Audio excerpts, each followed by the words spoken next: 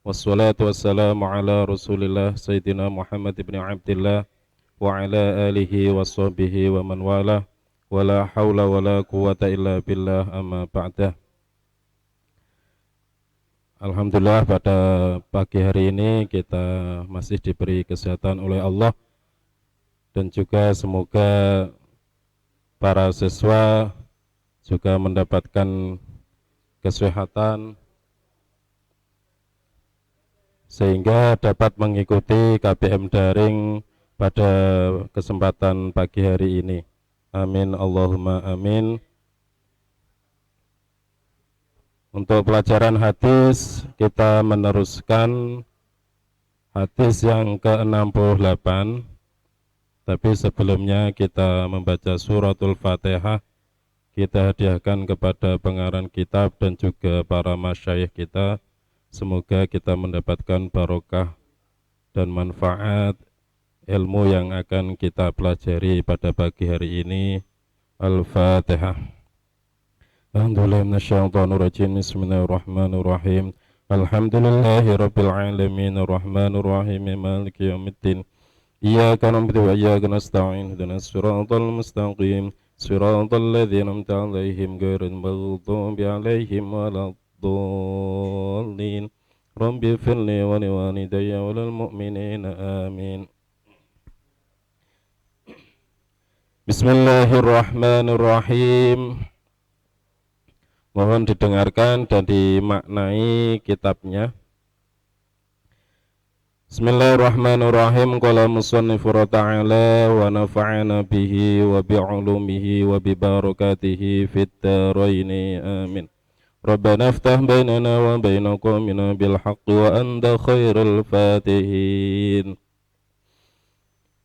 An Usamah bin Zaidin, saking Usamah bin Zaid. Kala ngendika sapa Usamah bin Zaid, arsalat kirim utusan. Arsalat kirim utusan ibnatun Nabi sallallahu alaihi wasallam, sapa putrine Kanjeng Nabi Muhammad sallallahu alaihi wasallam. Kirim utusan ilaihi maring Kanjeng Nabi. Ilaihi maring Kanjeng Nabi. Annabenan sak temene putra. Annabenan sak temene putra li keduwe ingsun kubito iku arep dijabut nyawane sapa ibnan. Kubito iku arep dijabut nyawane sapa ibnan. Faktina mugi rawuh panjenengan ing kita. Faktina mugi rawuh panjenengan ing kita. Hadis 68 diriwayatkan oleh Usamah bin Zaid. Usamah bin Zaid berkata, putri Kanjeng Nabi Muhammad sallallahu alaihi wasallam mengirim utusan kepada Nabi bahwa putra dari putri Kanjeng Nabi ini dalam keadaan sakaratul maut atau mendekati kematian, sehingga Kanjeng Nabi untuk rawuh atau datang kepada putri Nabi.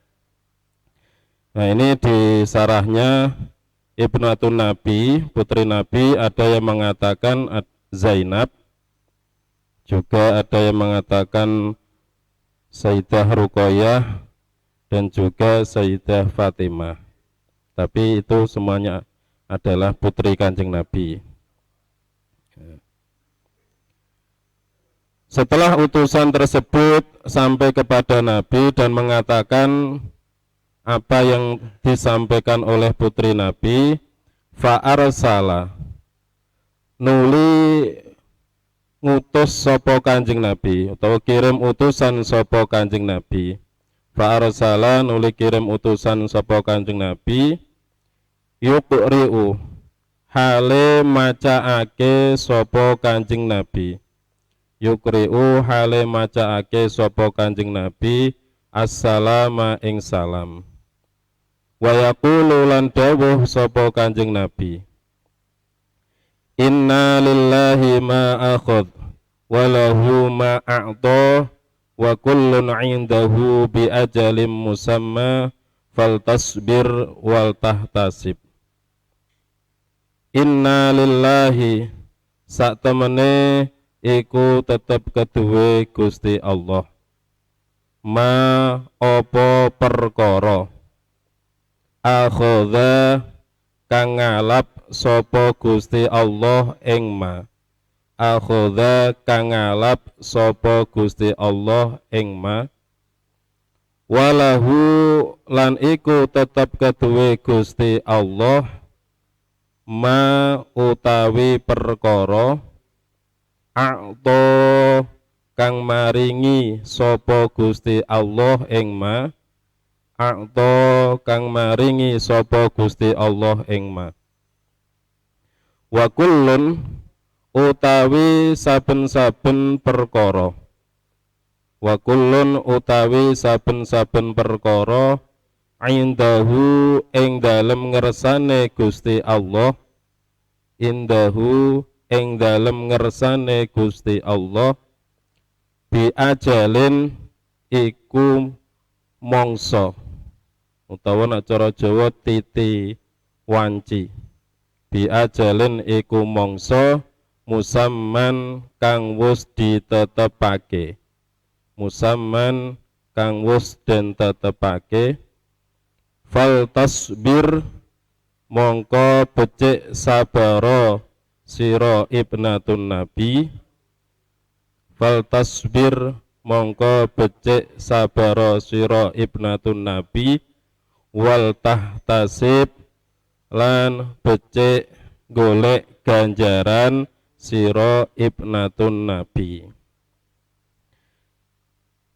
Ketika utusan tersebut sudah menyampaikan kepada Kanjeng Nabi Muhammad sallallahu alaihi wasallam tentang keadaan cucunya yang mendekati sakaratul maut, Nabi mengirim utusan kepada utusan tersebut menyampaikan salam kepada putrinya.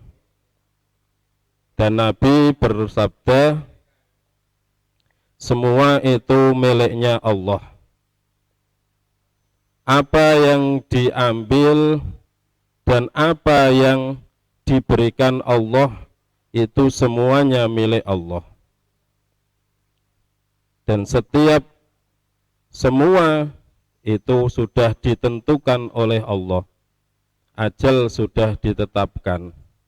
Maka untuk putrinya supaya sabar sehingga mendapatkan pahala.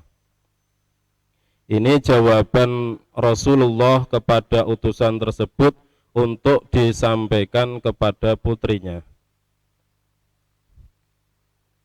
Fa'arsalat, setelah utusan tersebut menemui putri Nabi, fa'arsalat nuli kirim utusan sapa ibnatun Nabi ilaihi maring Kanjeng Nabi. Tuqsimu hale sumpah sapa ibnatun Nabi. Tuqsimu hale sumpah sapa ibnatun Nabi alaihi ing atase Kanjeng Nabi. Layak tiyannaha nyektine ngrawuhi temenan sapa Kanjeng Nabi ing ibnatun Nabi.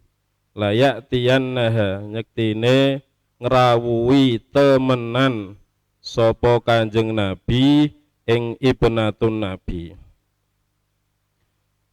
Karena Kanjeng Nabi tidak bisa rawuh kepada putrinya, putrinya Nabi kemudian mengirim utusan lagi dan juga bersumpah supaya Kanjeng Nabi bisa rawuh ke rumah putrinya. Jadi yang kedua ini dengan sumpah. Ini untuk menguatkan supaya Kanjeng Nabi ini bisa rawuh ke rumahnya putrinya. Karena utusan ini mengatakan sumpah, kemudian faqoma nuli jumeneng sapa Kanjeng Nabi. Faqoma nuli jumeneng sapa Kanjeng Nabi. Wa ma'ahu lan iku sertane Kanjeng Nabi Sa'd bin Ubadah utawi Sa'ad bin Ubadah. Wa Mu'ad bin Jabalin lan Mu'ad bin Jabal. Wa Ubay bin Ka'bin lan Ubay bin Ka'ab. Wa Zaid bin Thabitin lan Zaid bin Sabit. Wa rijalun lan piro-piro wong lanang. Farufi'a nuli den aturake. Farufi'a nuli den aturake ila Rasulillah sallallahu alaihi wasallam maring Rasulillah sallallahu alaihi wasallam sapa sing diaturake as-sabiyyu sapa bocah cilik. Putune Kanjeng Nabi utawa putrine Kanjeng Nabi. Wa nafasuhu hale utawi nafase sopi. Wa nafasuhu hale utawi nafase sopi tatakok kau iku nyendal-nyendal opo nafsuhu. Tatakok kau iku nyendal-nyendal opo nafasuhu. Ya. Kemudian Kanjeng Nabi diikuti oleh para sahabat. Di situ ada Sa'ad bin Ubadah, Mu'ad bin Jabal, Ubay bin Ka'ab, Zaid bin Sabit, dan juga sahabat-sahabat yang lain rawuh ke rumahnya putri Nabi. Setelah sampai di rumah putrinya Nabi, kemudian anak kecil yang dalam keadaan sakaratul maut itu diberikan kepada Rasulullah. Nah, di situ Rasul melihat keadaan anak kecil itu dalam keadaan nafasnya sudah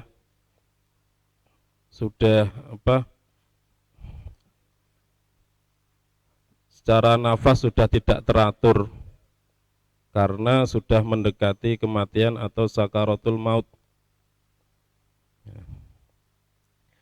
Kala ngendika sapa rawi hasibtu nyono sapa ingsun. Hasibtu nyono sapa ingsun annahu ing sak temene Usamah bin Zaid.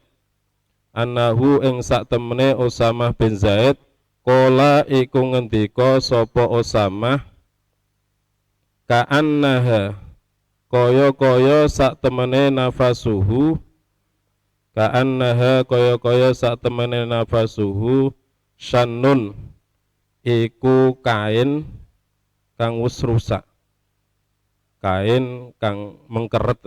Syannun iku kain kang mengkeret. Jadi seperti kain yang sudah mengkeret, jadi nafasnya itu sudah tidak teratur, sudah tambah kecil. Fafadat nuli mili-mili ainahu opo netra lorone Nabi. Fafadat nuli mili-mili ainahu opo netra niku mripat. Ainahu opo netra lorone Nabi.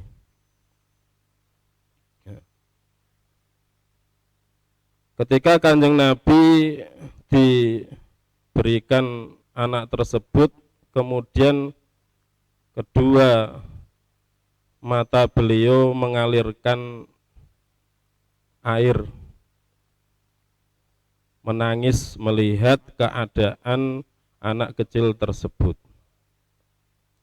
Nah, karena Nabi ini mengalirkan air mata, faqala mongko matur Sa'dun sapa Sa'ad, ya Rasulullah, duh Rasulullah, ma hadza, ma iku apa, hadza utawi iki, fafadat ainahu.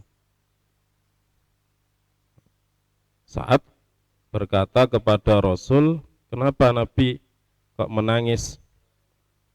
Qala dawuh sapa Kanjeng Nabi, hadhihi utawi iki ainahu, atau hadhihi utawi iki fafadat ainahu, rahmatun iku kawelasan, rahmatun iku kawelasan, ja'alaha kang dadekake ing rahmat, ja'alaha kang dadekake ing rahmat, Allahu sapa Gusti Allah, fi qulubi ibadihi ing dalem pira-pira atine kawulane Allah, fi qulubi ibadihi ing dalem pira-pira atine kawulane Allah.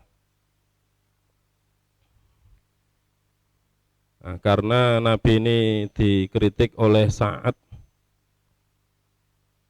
seperti tidak menerima apa yang terjadi, kemudian Nabi menjawab,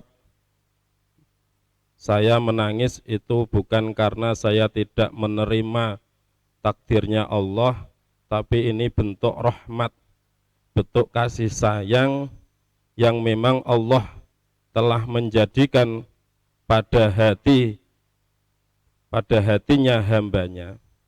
Ini bentuk kasih sayang. Jadi Kanjeng Nabi itu memang Nabi yang rahmat, terkenal dengan Nabi Rahmah. Ya. Ketika melihat cucunya dalam keadaan begitu, Kanjeng Nabi merasa sedih sehingga mengalirkan air mata. Itu bukan tidak menerima takdir Allah, tapi itu sebagai bentuk rahmat, bentuk kasih sayang yang memang dijadikan oleh Allah kepada hatinya para hambanya. Fa innama yarhamu mongko angin pestine melasi, fa innama yarhamu mongko angin pestine melasi, Allahu sapa Gusti Allah, min ibadihi saking pira-pira kaulane Gusti Allah, min ibadihi saking pira-pira kaulane Gusti Allah, ar-ruhamai kang padha welas-welas, ar-ruhamai kang padha welas-welas.